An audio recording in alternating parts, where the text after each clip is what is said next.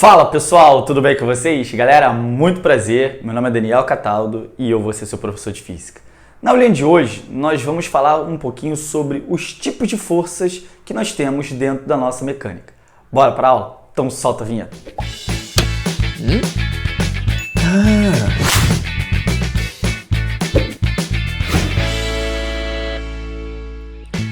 Fala pessoal, então, olha só. Na aulinha de hoje, nós vamos falar um pouquinho, nós vamos conhecer aqui um pouquinho sobre cada uma dessas forças, né? Força peso, normal, tração, elástica, atrito e resistência do ar, que são as forças que nós encontramos basicamente aqui na nossa mecânica. Existem outras forças que nós estudamos, como força elétrica, força magnética, empuxo, mas dentro desse conceito inicial das leis de Newton e suas aplicações, basicamente a gente encontra dentro dos nossos concursos exatamente essas forcinhas aqui. Vamos conhecer cada uma? Repara uma coisa, força-peso, o que vem a ser essa tal força aqui? É a primeira força que a gente estuda. Para você entender, eu quero que você imagine aqui o planeta Terra. Imagina, eu sei que não parece, mas eu tentei desenhar aqui o planeta Terra e eu tenho um objeto ali de massa mzinho. Portanto, esse objeto aqui de massa mzinho, ele sentirá uma força atrativa que a Terra irá exercer sobre ele. E aí a gente já pode, por exemplo, colocar aqui essa nossa força-peso. A força-peso é uma força vertical, tá? E ela sempre vai apontar em direção ao centro do planeta. E por que isso? Bem, para calcularmos essa força-peso, eu preciso de dois fatores. Eu preciso, portanto, da massa, que é algo característico daquele objeto, tá? Então é algo intrínseco desse cara. E eu preciso de uma outra coisa que o planeta vai gerar ao redor dele. Essa outra coisa é o que nós chamamos de campo gravitacional. Ou, por exemplo, como a gente chama de aceleração da gravidade. Então eu preciso pegar aqui a gravidade naquele local, multiplicar pela massa, e aí eu vou encontrar a intensidade dessa força atrativa que a Terra exerce sobre esse cara. Mas lembra das três leis de Newton. Se a Terra exerce uma força sobre esse objeto, isso é uma ação, esse objeto vai reagir fazendo uma força na Terra. De mesma intensidade, mesma direção, porém em um sentido contrário. Então eu posso definir que aqui eu tenho um menos P ali. Esse menos P é só para você ter a ideia de que esse cara é a reação daquela força-peso, né? E aí você tem um menos, dando ideia de sentido contrário de acordo com o referencial. Ó, e aí você conclui que sendo o peso uma força, é uma grandeza vetorial. Então tem módulo, direção e sentido. O módulo você já sabe calcular. A direção e sentido está no desenho. Vertical, apontando em direção ao centro do planeta. Sempre, sempre, tá? E aí, se você tem esse cara como sendo uma grandeza vetorial, esse cara como sendo um escalar, né? A massa é uma grandeza escalar. A gravidade sendo uma grandeza vetorial, esses dois camaradas, eles têm a mesma direção e o mesmo sentido. Por isso que a gente sempre coloca a gravidade, ó, para baixo, né? A gente sempre vai colocar a gravidade apontando também em direção ao centro do nosso planeta. Então já temos uma maneira de calcular ali a nossa força-peso. Eu costumo brincar dizendo que o peso é a minha gordura, né? Então aqui, ó, minha gordurinha. Outra coisa que é importante é você perceber que se você pegar esse objeto que está aqui no nosso planeta e levar ele para algum outro lugar, a massa não vai mudar. Por exemplo, vamos supor que eu resolva fazer uma viagem para a Lua.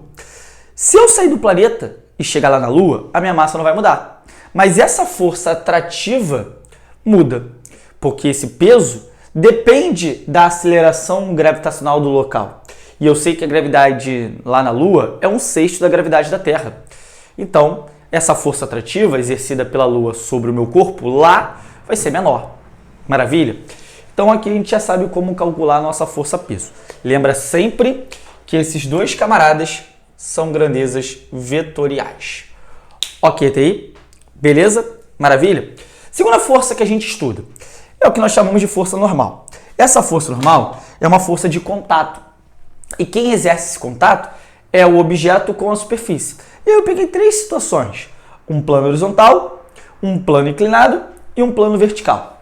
De tal maneira que a gente pode desenhar sempre a normal perpendicular ao nosso bloquinho, ao nosso objeto, né? Perpendicular à superfície.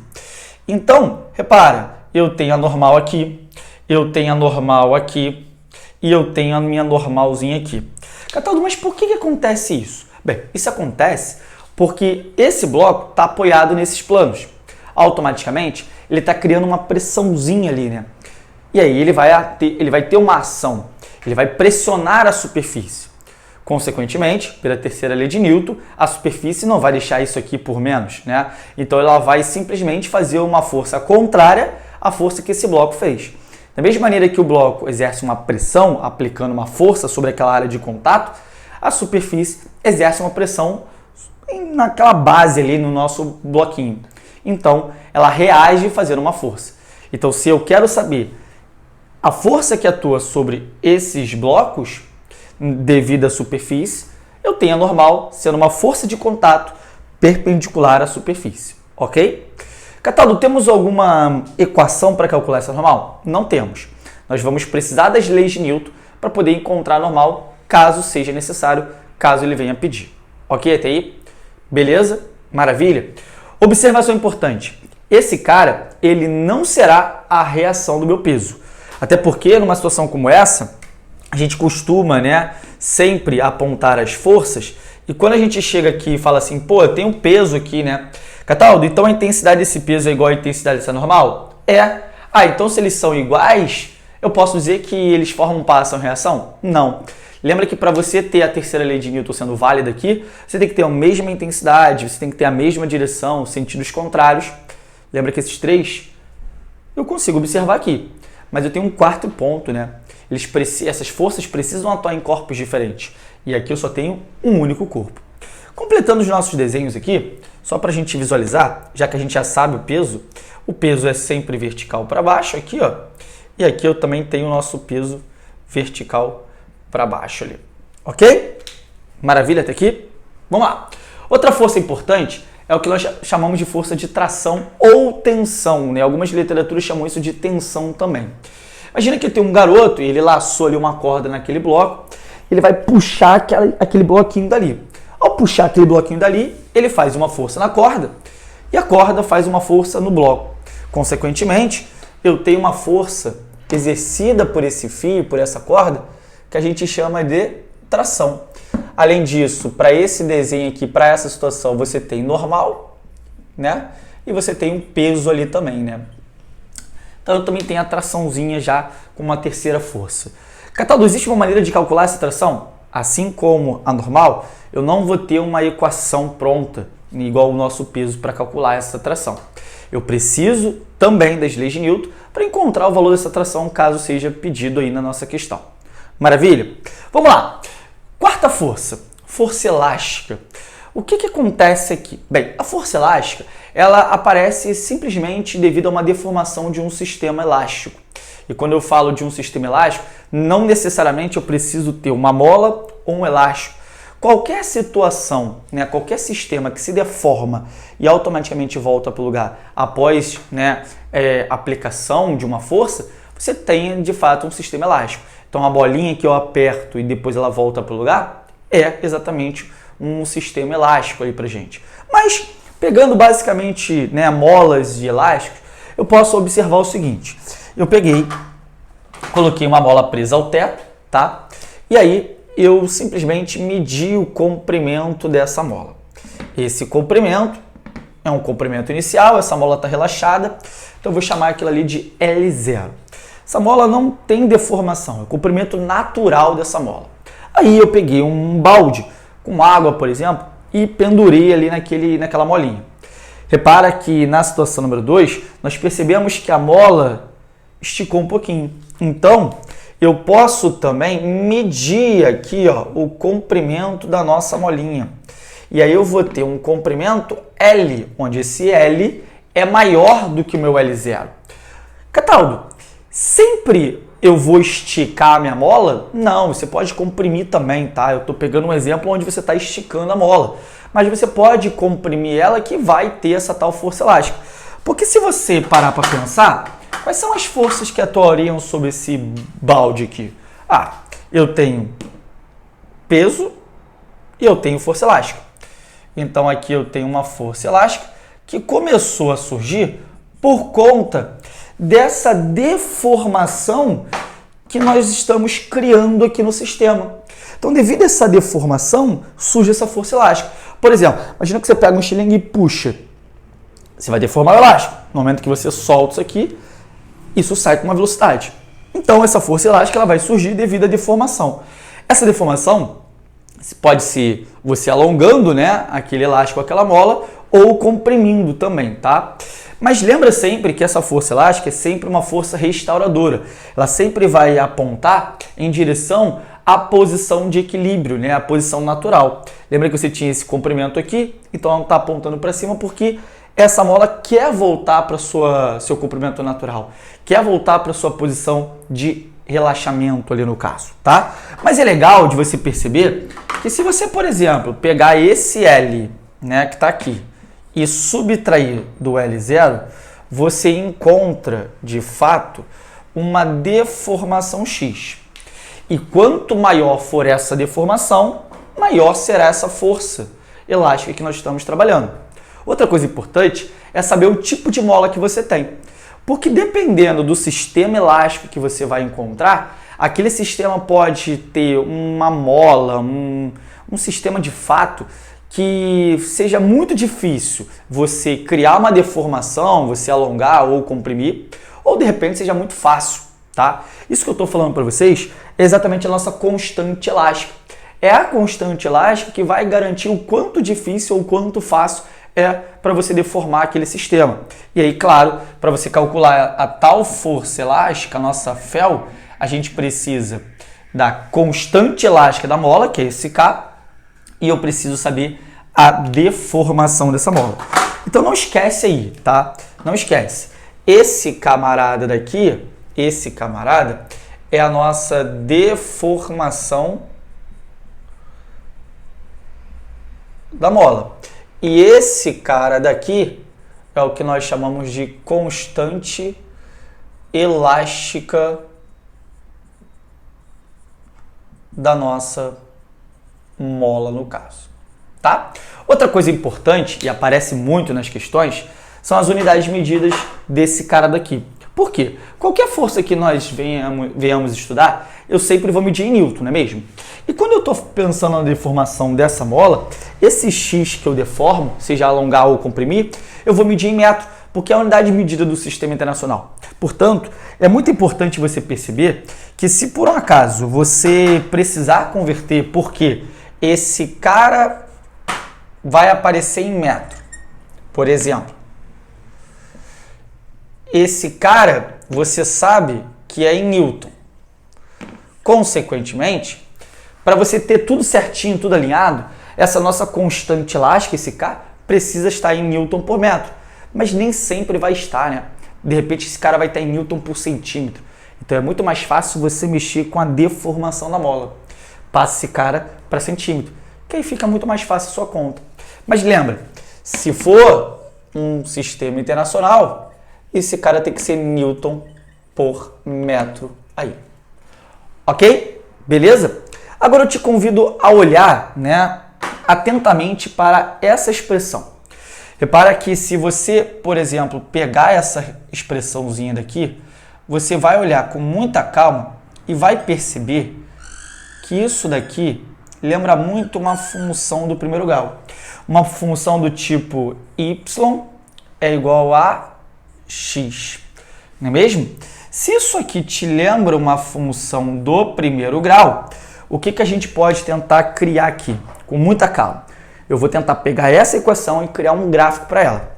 Esse gráfico, claro, se a minha FEL é o meu y, minha ordenada vai ser a FEL e a minha abscissa é o nosso x, que é a deformação, né? Então tá aqui a nossa deformação. Como a nossa estrutura não tem um mais b, lembra que a função do primeiro grau é y igual a x mais b, o coeficiente linear. Como não tem um mais b aqui, a gente vai concluir que esse coeficiente linear vale zero. Então, se esse coeficiente linear vale zero, eu posso simplesmente desenhar um gráfico mais ou menos assim para vocês. Ó. Aqui. Tá aí o gráfico da nossa força elástica. O que a gente pode tirar desse gráfico? Repara uma coisa, se eu olhar para a inclinação dessa reta, então vamos supor que eu esteja olhando para essa inclinação aqui e eu vou chamar isso de θ. E aí eu quero, por exemplo, observar que eu vou ter um triângulo ali. Por que eu vou ter um triângulo? Porque eu vou simplesmente pegar um ponto aleatório nesse gráfico. Vamos supor que eu peguei esse ponto daqui. Uma vez que eu pego esse ponto, eu percebo que esse ponto tem um valor de deformação, certo? Esse ponto tem um valor de força. Então tá aqui a nossa forcinha. Então quando eu olho para esse triângulo de roxo, esse triângulo maravilhoso daqui, repara uma coisa. Olhei para esse triângulo de roxo, que é um triângulo muito legal, muito bacana. Quando eu olho para esse triângulo, eu percebo que o cateto oposto ao ângulo θ é a nossa felva. E o cateto adjacente é o nosso x. Logo, se eu aplicar, por exemplo, a tangente desse ângulo θ, eu sei que o valor numérico é a nossa constante elástica ali da mola. Então, se você, por exemplo, tiver alguma questão que o cara compara, né, duas molinhas, dois elásticos, dois sistemas elásticos, você de fato pode ter dois gráficos e aquele gráfico que tiver uma inclinação maior terá de fato uma tangente desse ângulo maior e, consequentemente, uma constante elástica maior. Maravilha? Perfeito? Lembra que você pode pegar qualquer ponto aleatório nesse gráfico, porque como é uma constante, tem que dar o mesmo valor. E essa constante ela é representada pelo A, que na matemática é o nosso coeficiente angular. Ok, TI? Bem, nossa quinta força é o que nós chamamos de força de atrito. Aí eu te convido a pensar o seguinte. Repara que você, né, tem a força peso, né, ali tu colocando um pé de um garoto, por exemplo. Então você tem a força peso aqui, certo? Tá aqui a nossa força peso. Nós temos a força normal ali, ok? E, no caso, você vai fazer uma força no chão. Então, quando eu ando, eu empurro o chão para trás e, consequentemente, o chão empurra para frente, né? Então, eu posso, por exemplo, dizer que o chão está fazendo uma força, no caso aqui, ó, para frente, vou botar assim, ó, força do chão, né? Força do chão ali no caso, ok? Mas existe um atrito bem bacana que você aplicou ali, né? Então nós temos a nossa FAT. Lembra que a FAT é sempre contrária à tendência do nosso movimento. Mas aqui você tem que tomar um pouco de cuidado, porque pode aparecer uma questão, né, perguntando exatamente sobre a força de atrito que o chão realiza. A força de atrito que o chão realiza num movimento como esse, certo? Então eu estou empurrando o chão para trás e o chão me devolve para frente. Repare que é uma situação de terceira lei de Newton, né? Ação e reação. A força que eu faço é uma força de atrito. E a força que o chão faz também é uma força de atrito.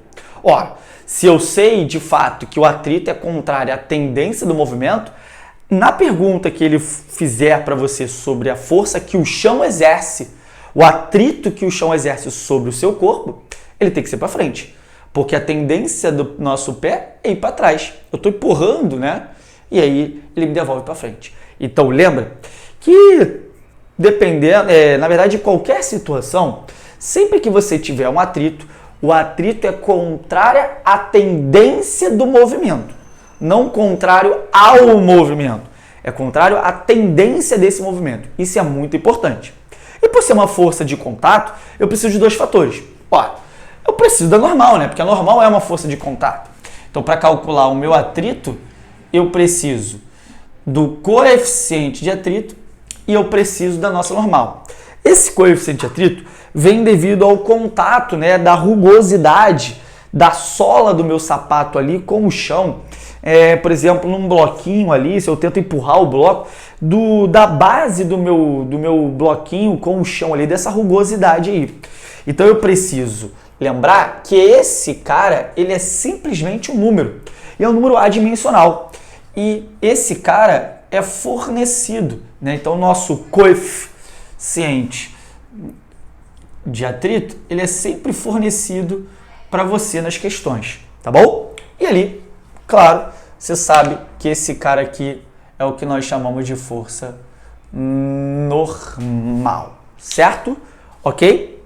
Bem, outra coisa que é importante você perceber é que, imagina o seguinte, imagina que você tem um bloco, né? Na verdade, eu vou imaginar um armário e aí eu vou tentar tirar esse armário do lugar. Eu quero tirar esse armário e colocar ele em outro lugar e eu vou empurrar esse armário. Mas esse armário é muito pesado. Eu não consigo tirar esse cara do lugar. O que eu vou fazer? Eu vou aumentar a força para tentar tirar esse cara do lugar, né? Para tentar tirar esse cara da inércia. Olha, então vamos fazer o seguinte. Imagina que você tem aqui um gráfico de FAT pela força F que você está aplicando. Ok? Bem, imaginando um bloco ali, se você não faz força nenhuma, você tem normal e tem peso. Você concorda comigo? No momento em que você faz uma força empurrando aquele bloco, aquele armário, começa a surgir um atrito. Aí você não consegue tirar esse cara da inércia e aumenta a intensidade dessa força.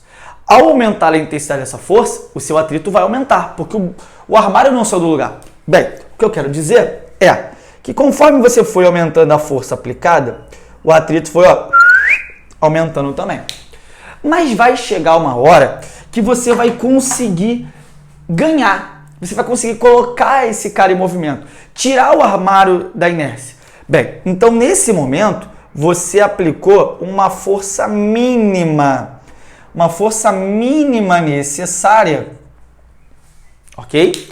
Para vencer o máximo do seu atrito, para vencer a FAT máxima ali, para vencer a sua FAT máxima.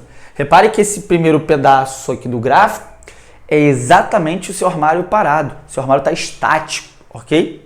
Ora, quer dizer então que eu fui aumentando essa força no armário, eu fui aumentando, chegou um momento que se eu aplicar uma força maior do que esse mínimo, esse cara vai andar. Se esse cara vai andar, eu de fato passo a ter o movimento, então o meu atrito ele fica desse jeito. Esse gráfico que eu estou tentando mostrar para vocês é o gráfico da força de atrito pela força que você está aplicando. E esse atrito daqui, ele tem um nomezinho. Esse atrito daqui é o que nós chamamos de atrito cinético. Olha só, pensa comigo. Nós temos dois tipos de atrito. O atrito estático e o atrito cinético. O atrito estático ele sempre vai ser maior do que o meu cinético. Porque é muito mais fácil, né, você, de fato, após o objeto já estar em movimento, você manter ele em movimento do que começar o movimento. Tendo em vista nosso gráfico. Eu fui aumentando a força do armário e a força de atrito foi acompanhando esse aumento. Até que a gente chegou ao máximo dele. Esse máximo é o meu atrito estático máximo. Então eu posso, por exemplo, dizer que eu tenho uma FAT estática máxima. E isso vai depender do coeficiente de atrito estático e da nossa normalzinha, tá? É legal você lembrar que o coeficiente de atrito estático sempre será maior do que o coeficiente de atrito cinético. Isso é muito importante, ok? Isso é muito importante. No momento em que você consegue vencer essa força mínima que você estava aplicando, ele deixa de ser estático, então essa parte aqui é o atrito estático, passa a ter um atrito cinético. Então essa segunda parte aí é de fato o seu atrito cinético. Então esse ponto é o que nós chamamos de o objeto está na iminência do movimento. Ele está na iminência de entrar em movimento. Então, eu estou no meu atrito estático máximo. Ok?